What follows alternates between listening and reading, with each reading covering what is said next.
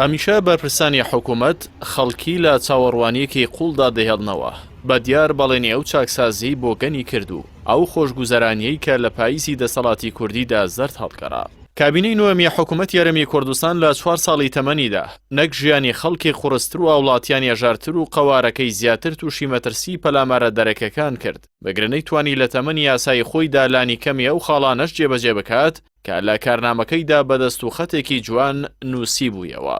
هەرچەندە وڵاتیان یارەمی کوردستان لە مێژە هیوان بە حکوومەت یارەمی کوردستان نەماوە بۆ چاکسازیکردن و لە چاوەڕوانی ڕۆیشتن و هەڵوەشانەوەی یەکجاری ئەم جۆرە لە سیستەمی حەزبی و خێزانیدان، بەڵام حکوومەت هێشتا و دروشمەی لەسەر زار ماوە کە پێی وایە بەردەوامە لە پرۆسەی چاکسازی و لە پانتایەکی فراوانی بەڵێنەکانی بۆ تەرخان کردووە. ئێستاش هێڵە گشتیەکانتان بۆ دەخوێنمەوە.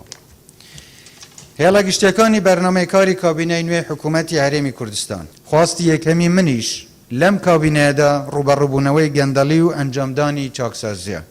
باپی کارنامەی کابینەی نۆ دەبوو حکوومەت چاکسازی لە وەزیفەی گشتی بکات و ئەنجومەنی ڕاشە دروست بکات و دامەزراوە حکومیەکان بکاتە خزمەتگوزاری وڵاتیان، بەڵام وڵاتیان پێیان وایە کە دامەزراوەکانی حکوومەت بەشیارە زۆریان بۆ ڕوتانەوەی ئەوان و خەرجێکی زۆر و کاراییەکی کەمیان هەیە و مامەڵەکانیشیان بەپێی پێویست بەرەو پێشەوە ناچێت. با ئەلیکترۆنیکردنی بەشێک لە مامەڵەکانی جگە لە گرانکردنی باری سەرشانی وڵاتیان و دەوڵەمەندکردنی کۆمپانیا حەزبیەکان کاریگەریەکی ئەو تۆی لەسەر خێراترکردنی مامەڵەکانیان نەبووە.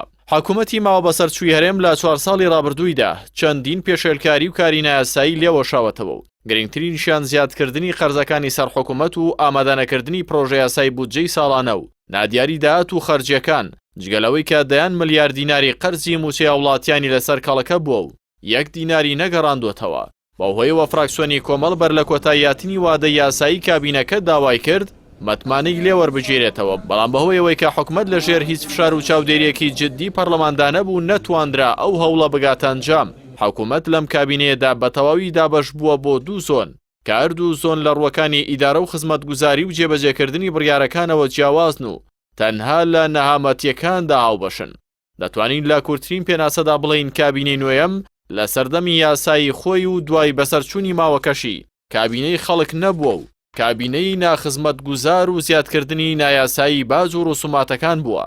کابینەیەک بووە بۆ دابەشکردنی پۆست و پارە لە نێوان سێلانی پێکهێنەری درێژەدان بە شێوازی حکومڕانیەکەی کە ڕۆژ بە ڕۆژ لە بەرچاوی دەرەوە و ناوخۆ ناشرینتر و لە لای دوژمنانی نەتەوەکەش لاوازتر دەبێت.